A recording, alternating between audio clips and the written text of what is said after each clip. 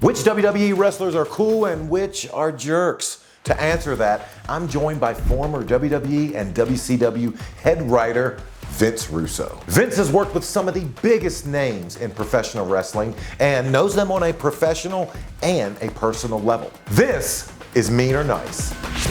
Vince, there is only one place to start. Obviously, that is with the man, Vince McMahon. I got to see a side of Vince not many people get to see. Yes. I mean, I was connected to the man's hip for 5 years. Yeah. We were very, very close. And when you can see that side, you're really seeing a different human being than the persona you see on TV. And I have to say, man, through all the bad traits, right, through all the things he's been accused of doing, I've got to say, nice. You saw a human element of Vince that not many got to see. I did see a human element, but also, you know, Vince did say something to me that made me leave his company. And you know, quite frankly, I was really getting to the point of being burnt out. Yeah. You know, he just added SmackDown. Right. Our schedules were ridiculous. Yeah.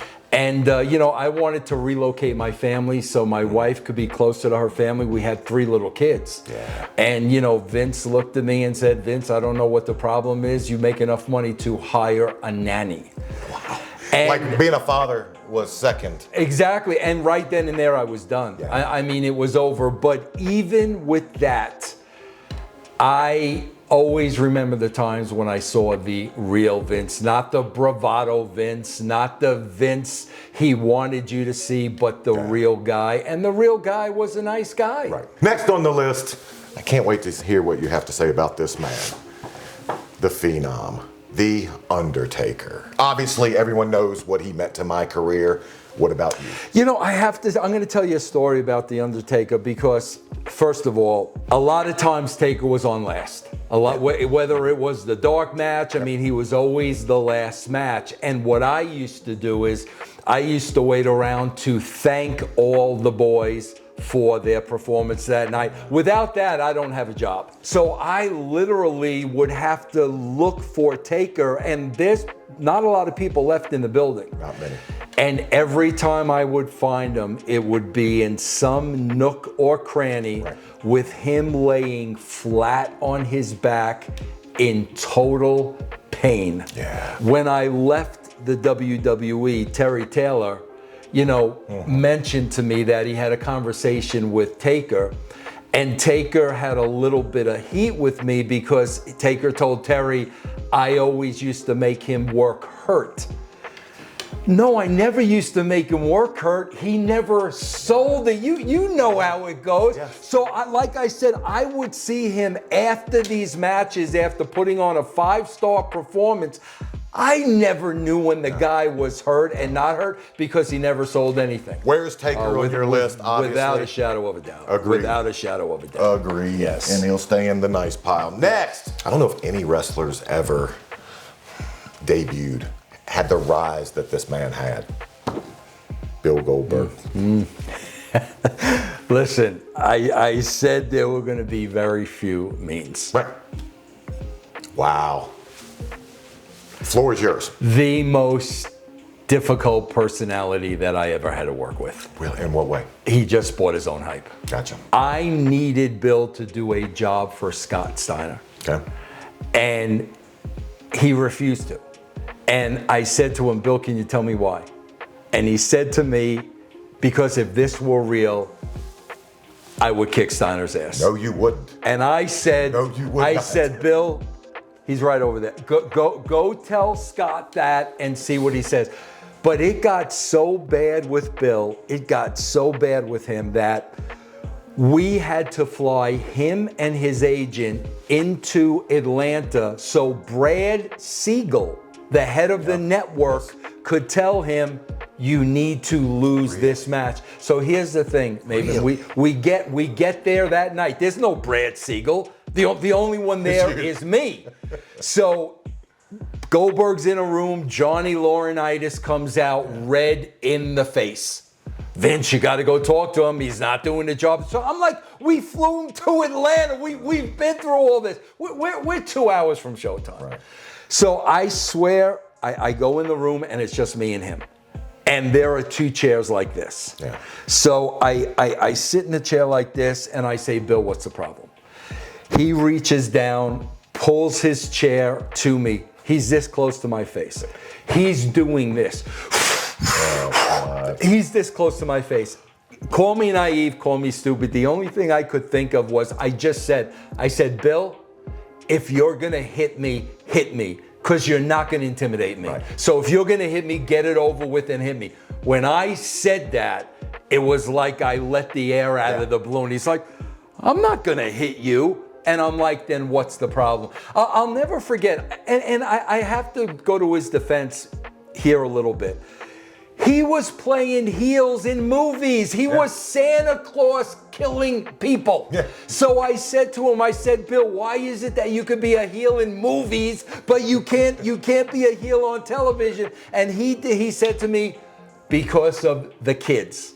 On TV, my name is Goldberg. Yeah. They think that's who I am. Right. And that was the hang up. But it's still, man, we're doing a television show. Yeah. Next, and now we're into the I don't know who's coming next. So we're gonna learn together, brother. Let's go for it.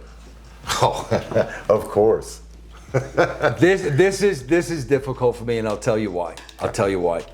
The Triple H I worked with was a sweetheart of a guy. I worked with the early years of Triple H. Keep in mind when he had the valet on his arm, and as a matter of fact, not a lot of people know this, and I'm not saying this to pat myself on the back, but I gave him the name The Game. I wrote it in a promo for him where he said, I don't play the game, I am the game. And this is back in, 96 maybe. There's nothing I wouldn't have done for a man. As a matter of fact, I was there when they did the Madison Square Garden curtain call. This man was in the doghouse. And they were making his life miserable. And I took him aside. And I'm like, brother, you got to get through this. This is what they're going to do. They're going to make you eat shit. You got to get through this. So the Triple H I worked with, I loved. China too. China was a part of them. I loved them both. Now, I don't know the Triple H that married Stephanie McMahon. I don't know the Triple H with power. I think I've had one email exchange with Triple H in the last 25 years, and that's been the extent of it. So I can only base it on the guy that I worked for, and worked with, and the guy that I worked with was absolute sweetheart of a guy. That email exchange?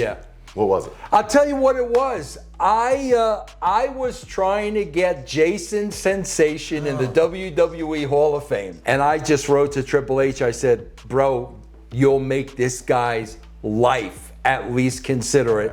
Triple H was nice enough to get back to me. But obviously the answer for Jason was no. Jason's not in the Hall of Fame, so. We'll put him in the nice pot. Next on the list, we have, Chris Jericho. I was actually having conversations with him on the phone while he was working with WCW, because the loophole is you can have conversations with talent from another company, but all you could talk about is when your contract expires, and that's the conversation Jericho and I had. We worked together on that Y2J entrance, which a lot of people still talk about today. The first promo with The Rock. And, you know, he has always been very, very thankful towards me because he knew I was there from the start. So, without a doubt. Without a doubt, nice guy. All right, I look forward to seeing what you say about this man. Shane O'Mac. Oh, man. So I got to spend a lot of time with Shane, running into him, you know, like a couple of times a day. The most memorable thing for me was, and man, I watch it back today and I tear up. That first promo he cut in the ring, when he cut that promo with Vince. And here's what a lot of people don't understand. that was real. He meant it. I always used to say, man, it was Shane and Linda on one side and Vince and Stephanie on the other. Yep. But my God, a huge nice. I've loved Shane O'Mac. Yeah, the forever. best. I got so much respect for him. Yeah. Of course, if we're doing Shane, we got to do Steph. I knew two different Stephanies. The Stephanie I was introduced to was when Ed Farrar and myself were the head writers. She would sit in on creative meetings, and she would sit there and not say a word and take notes, and you could see she was just learning the trade. Right. Okay? Loved her. Loved her, very respectful, as nice as could be. Well, fast forward 2002. Vince hires me to go back at the company and oversee Raw and SmackDown.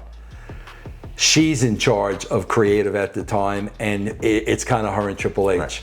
Vince never smartened her up. Really? So he hires me, and then he tells her. Okay? So she's out of town, and I have to go in a room with her, with just the phone, and she's on the other end of the intercom, and it's just me and her in the room. Yeah. Now, I'm thinking of this little Stephanie who was sitting. Yeah. She starts talking to me like I was her redheaded stepchild. The disrespect, the tone in her voice. Why? Because now I was a threat. Right. Now I was taking some of her power. Yeah. She didn't like the fact that Vince didn't. Right. When that conversation ended, I went to Vince and I said, this is not going to work. Right. And it just shows you when somebody gets that power. Yeah. And that's why I'm giving old Steph the mean.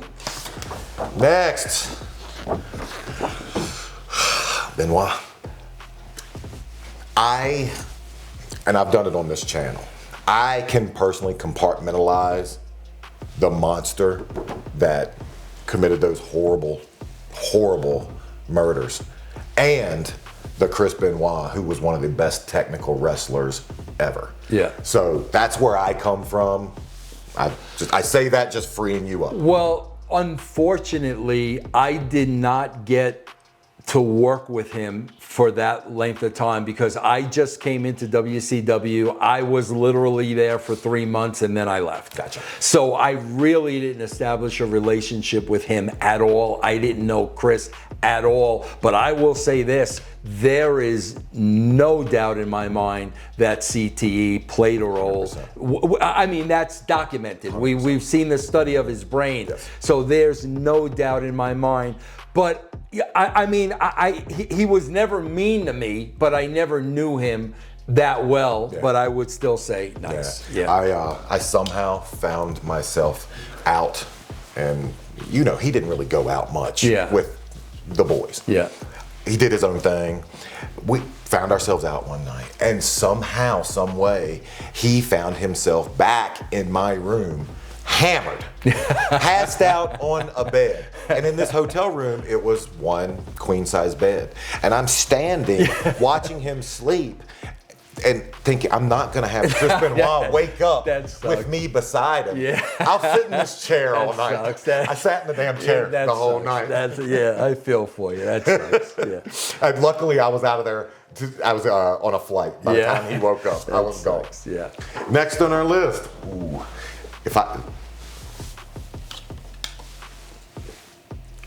My list. Wow. I would write his promos verbatim and he would deliver them verbatim. Really? Okay? We worked very closely together that way. Okay? On the other side of the coin, the only wrestler to ever threaten me. We had WrestleMania booked and it was supposed to be a three-way between Mick, Rock, and Austin. I think it was at the Garden.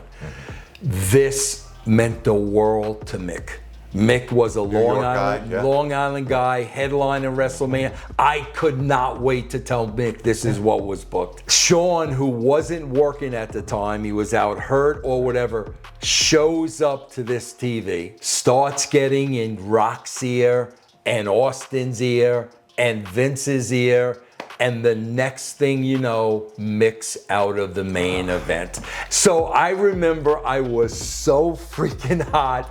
I cut a promo on Triple H on Sean. So, of course I know Triple H is gonna go to Sean and tell him everything I said. Yeah. So Sean came up to me, but I gotta tell you, he had the best line. He came up to me and he threatened me, and he ended it with, "And I know I could take you," you know, which kind of popped me at the end because, it's fun. Exactly. But love-hate relationship with the guy. But I'll tell you this, Maven, I tell people this all the time. When they ask me who was the greatest wrestler, I say him. Yeah. I'm still gonna go with nice. Listen, I understand people can change. I know I'm not the same person I was when I wrestled. And I also understand that he had to wrestle and tag with me a lot, which at that stage in his career probably wasn't what he wanted to do. I give him some leeway on how he treated me. And I want nothing but the best for him. Absolutely. Yeah. All right, next on our list, the final boss, The Rock. As a head writer, I tell people this all the time. When it comes to creative, okay, it's all about your approach. Right. You know, because talent is not going to like some of the stuff I write. And I am fine with that, because the bottom line is I'm writing for 50 guys. Yeah. They're thinking about themselves. You're thinking about you 24/7. Absolutely. So when you come to me after I give you the script, you might have saw something I didn't see, or maybe we could do it this way, but it's about the approach. Yeah. I mean, you give me this doesn't work for me, brother, we're gonna have an issue. The way this man would approach me, he knew how to do it. He would come to me, "Vince, you know, what you wrote was great. I loved it, this and that. But what about if we just did this?" And I will tell you this, 100% of the time he was correct. Right. 1,000%, but it was the approach. Yeah. And I gotta tell you, Maven, one thing I tell everybody all the time is, you know, we are in a business that is infested with politics. Absolutely. Everybody is a politician. And I could tell you, when I started working with The Rock, I knew immediately, bro, he was just smarter than everybody else. And he was working everybody else, and they had no idea. No clue. Yeah. And I swear, I knew early on, this dude's gonna be way bigger than the wrestling business, because he was so smart. And he was constantly absolutely 100% of the time, without a shadow of a doubt. Without a shadow of a doubt. Absolutely. Next. We started with heavy hitters. Stone Cold. I'll never forget pitching him the beer truck. And another iconic. But here's the backstory. He looks at me again, going through everything. Why can't I just drive my pickup truck in the arena? And I looked at him, I had to pause for a second, and I was like, "Steve, it's a beer truck. Do you know, I mean, but that's how he looked at everything. And I mean, you know what the funny thing, Maven, is? He still conducts his career the same way today. You never see this guy just show up for a paycheck, and you know he's turned down millions and millions of dollars if it wasn't up to par, if it wasn't suitable. Nobody does that. He has protected his image and his character 1,000%. better than anyone. At 1,000%. You know, a pro's pro and a nice, without a shadow of a doubt. I have yet to ever meet a wrestler that's not afraid of losing it. Next we have Vince. It's actually this video sponsor, Factor. My schedule's all over the place, and the last thing I want to do is spend hours cooking. That's why I use Factor. Fresh, never frozen meals that are ready in just 2 minutes. Factor has doubled their menu to over 80 weekly options with more high protein choices than ever, including steak, turkey, shredded beef, and more. But that's not all. Factor's expanded their seafood options too, with meals like salmon and shrimp at no extra cost. Factor's fast, clean, and actually tastes good. That's why I keep coming back. Head to factor75.com or click the link below and use code MAVENFB50 to get 50% off your first Factor box plus free breakfast for 1 year. That's factor75.com, code MAVENFB50 for 50% off and free breakfast for a year. New customers only, auto-renewing subscription applies. Paul Heyman. I got a problem with people that think very highly of themselves. It's a pet peeve of mine. I swear to God, when you hear this man talk to a sea of marks, you would think he's curing cancer, the way he talks about wrestling. And I watch these and I'm like, bro, it's freaking wrestling. Let's relax. Next on our list, we have Hardcore Holly. I love when wrestlers were real. I love when we had a roster full of guys that could literally beat your ass. Yeah. We don't have that today. No. This guy. Yes. This guy. Yeah. Yeah. No doubt. I'm right there with you. Yeah. I echo that. Yeah. I mean, he's, you know, people, just look at that picture. What does that picture reek? It reeks bully. So if you don't really know him, he's a bully. But when you really know him, a pro's pro, absolutely. The real deal, without a shadow of a doubt. Nice. Couldn't agree more. Yeah. I love the guy. Yeah. Next. Again, no clue who's coming. Look forward to hearing what you have to say about this one. Edge. When a wrestler was ready, yeah. JR would tell me so-and-so is ready. Adam Copeland is ready. At that point, I need to now sit down with Adam and really dig deep to come up with a character. Find something that's unique about him, that's gonna be easy for him to sell. So my idea was, you know, I wanted him to be mysterious. And I didn't want him talking for a while. Originally, I wanted to see that evolve, and then all of a sudden, Edge Speaks would have been a big deal. You know, years later, he cut a promo that, when Vince came up with my original character, he didn't want me to talk. Like, I wanted him to be Tommy for the rest of his career. No, bro, it was temporary, and then when you said something, it was gonna mean something, but I still would give him a nice. How hard is it getting them to see the long picture, the long game? It's very hard because they're seeing here. Yeah. It's because every wrestler knows I'm replaceable. Right. And it's a fear absolutely, that hangs out in the back of your head. And I totally understand. I never wrestled a match and got done and thought, okay, I'm in a good spot. Yeah, no. I always had something. Because they don't want you to think that. Oh gosh, yeah, I can't even describe how much I loved this one. I mean, loved her with all of my heart. Really, the kindest, gentlest, funniest. The wrestling business killed China. Yeah. It's that simple. I don't care what anybody says, because they put her in a position that she could not handle. A lot of people have gone through a living hell in wrestling. Some people could handle it, some people can't. She did not have the personality to be able to handle every card that was dealt to her. But I would have given this woman the shirt off my back. I'll tell you one thing, she did everything they asked of her and did it great. 5-time. Yeah. Come on, Vince. Yeah, very nice. That's very good.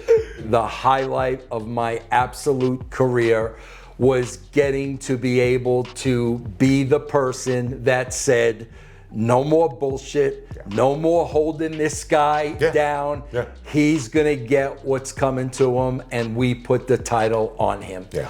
And to me, that was my proudest moment in wrestling, because I knew the storm that was going to follow. I knew what I was going to get, but it was the right thing to do. And I don't know if anybody else would have done it, because you know the political environment like that. I can argue that no one would have done it. Yeah, but no, it was worth it, man.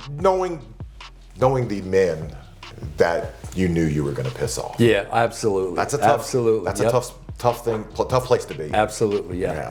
Well. Yeah.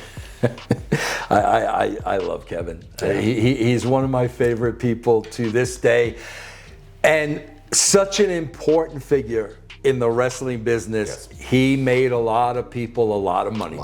I worked with men. And I worked with men, and it was all about business and money. Yes. That's what it was all about. You watch wrestling today, it's all about them wanting to be wrestlers and wanting a 5-star match. And what am I going to do on my social media afterwards? Exactly. Yeah. It's like the money doesn't even come into play. Yeah. These guys were, okay, you want us to do what? And what are we getting paid? Yep. They were all freaking business. And the one thing I love about Kevin is, bro, he's going to be honest with you to your face. And when you get to know the real man, I love that dude to this day. Kev's another one who I'm happy also of the success he's had outside of the wrestling Absolutely. business. Yes. Well deserved. Yes, absolutely. Yeah. Well deserved. Yeah.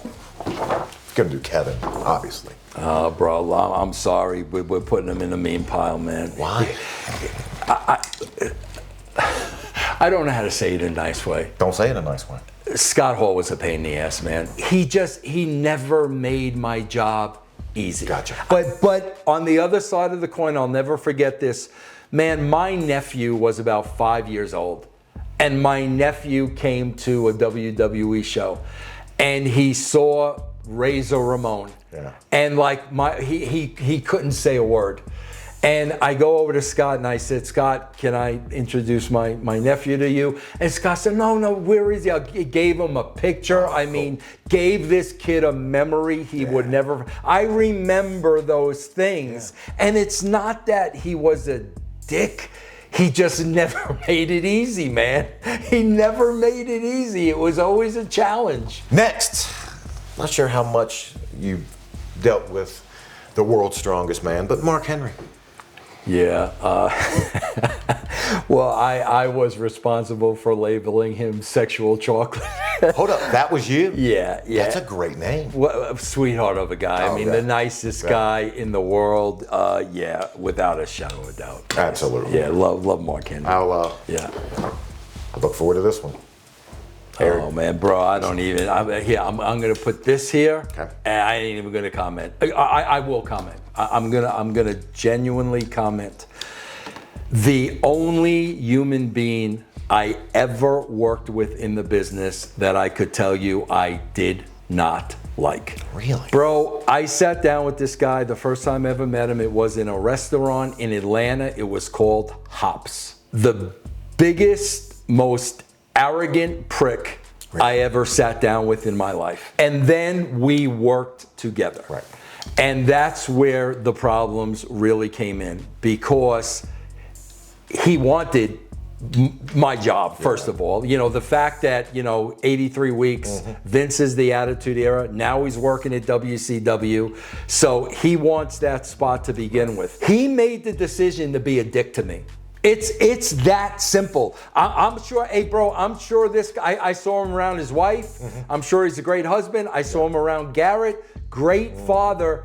He made a conscious decision to be a dick towards Vince Russo because of what our paths were. Yeah. He'll still cut promos on me. And what did I do? When he got elected in the Hall of Fame, I publicly said, congratulations. I know what it means to him. Yeah. I know it's very important to Eric. Congratulations. Yeah. But even with that, he'll just still has animosity. Still constantly, and I'm just like, get over it. But nah, that's sorry. Gosh. This is wrestling. People don't get over stuff. You know that as well as anybody. Yeah. We mentioned this guy earlier.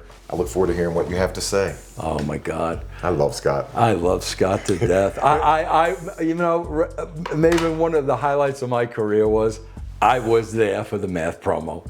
I was the producer. So I'm standing right there. I did not tell him what to say. I was not involved with it.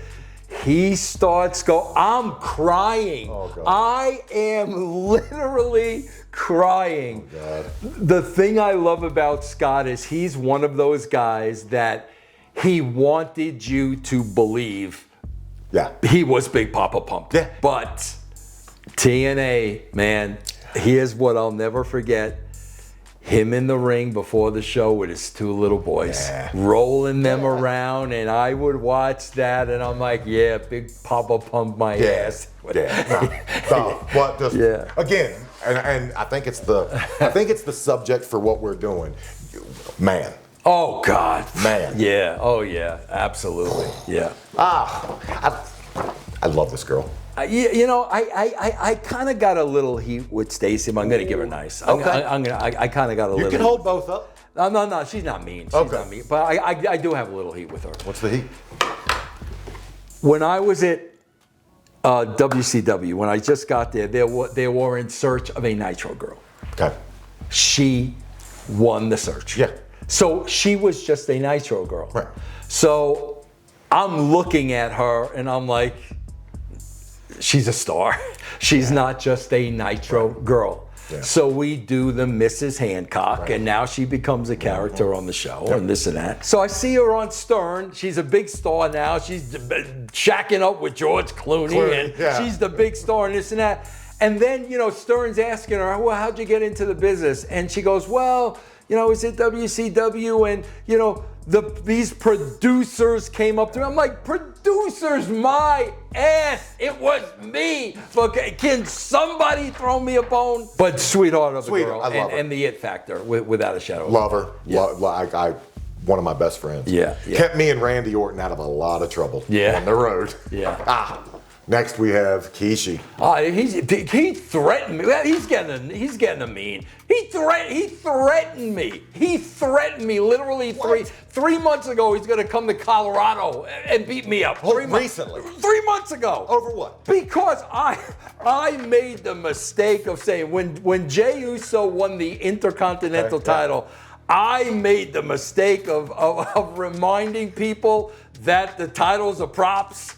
And nobody's ready. This guy went off on me, threatening me, step off, and this and that. I'm like, brother, nobody wins a title. Like, can we be honest? And then he really got egg on his face because I swear to God, they took the belt off of Jay like 4 weeks later. Right. And that was my whole point.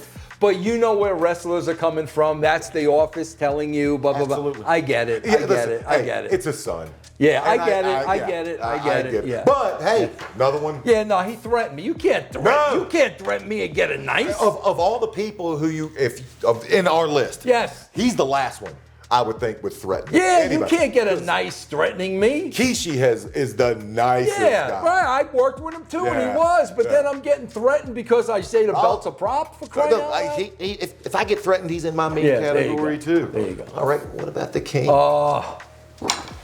Love the King. Love the King. I do. People don't understand how important his announcing. NJR. NJR. They're back and forth. People don't understand. I will go to bat endlessly for that. But I stand with you on that one as well. Yeah. Well, you mentioned earlier, Shawn, and I agree with you. Best all around ever. Only person I would put in his category is this man. Brett gets a lot of heat because, everybody, he's bitter, he's this, he's that. He's always burying everybody.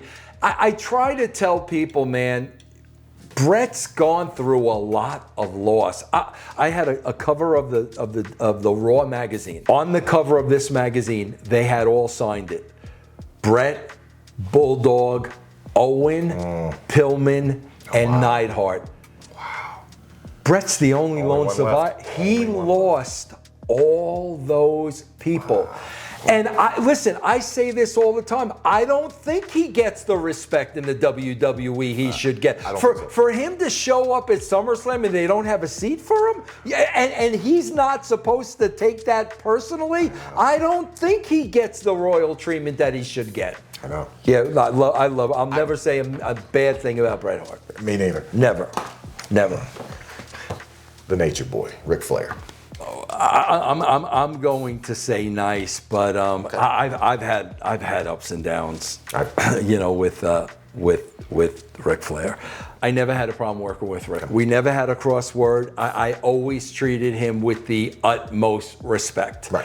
I think sometimes Rick falls into the trap of he'll say negative things about me because that kind of gets him over with that crowd. Right. I mean, I know how that works, and I understand it because people will always throw my name out there. Always. And he did apologize, but he's still in that wrestling. He can't get out of it. He can't get out of it. And he won't get out of it. Yeah, but I'm not going to say he likes being Ric Flair. He loves it. He loves it.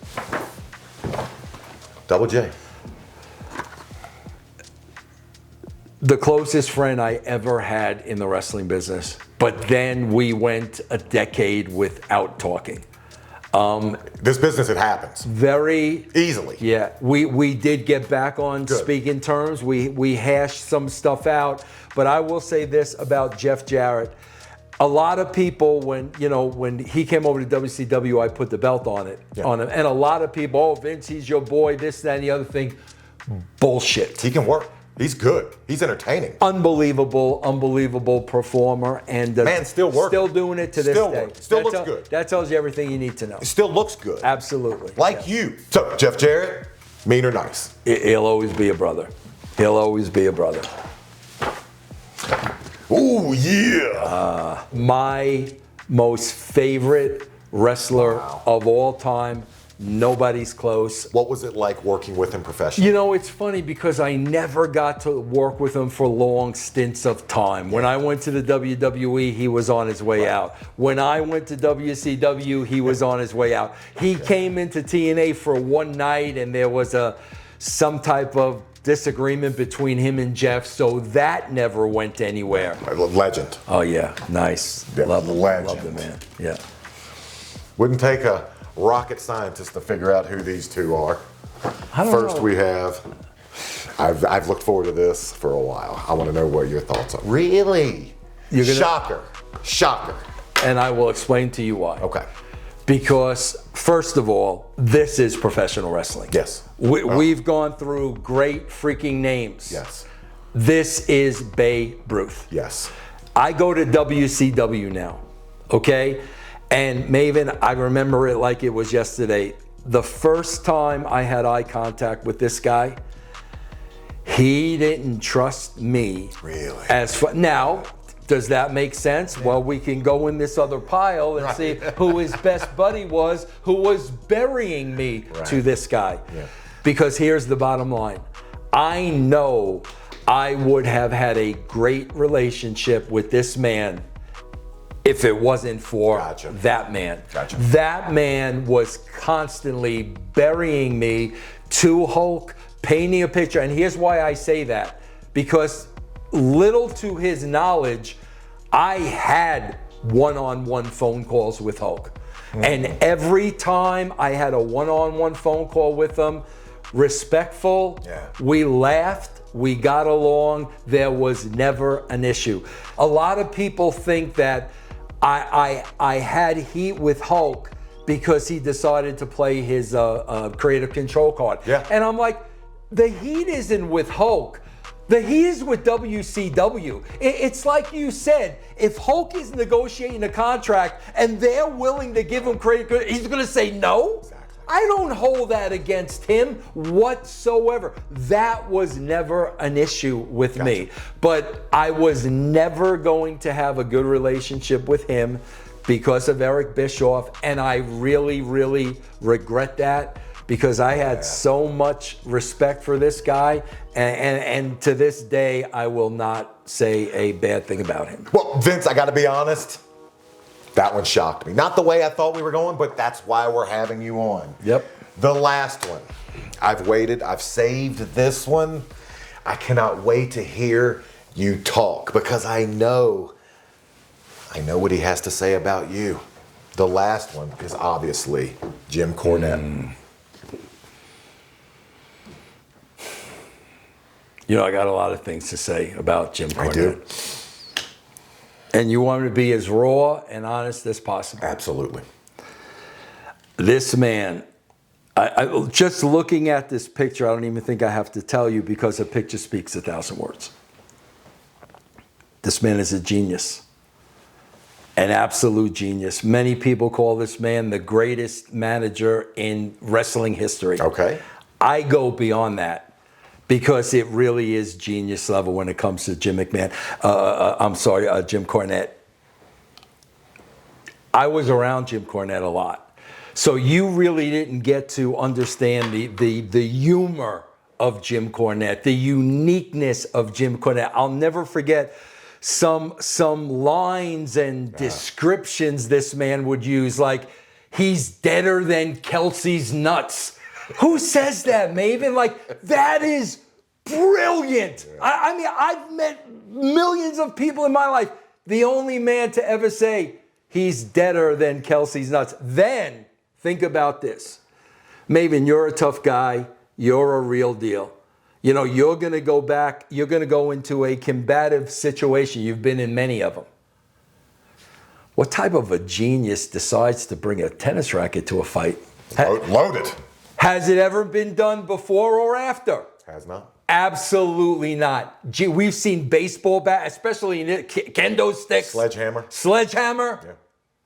A tennis racket. Yeah. You're talking about way ahead of his time. And last but not least, and you see it in this picture, the wardrobe, the yellow canary suits.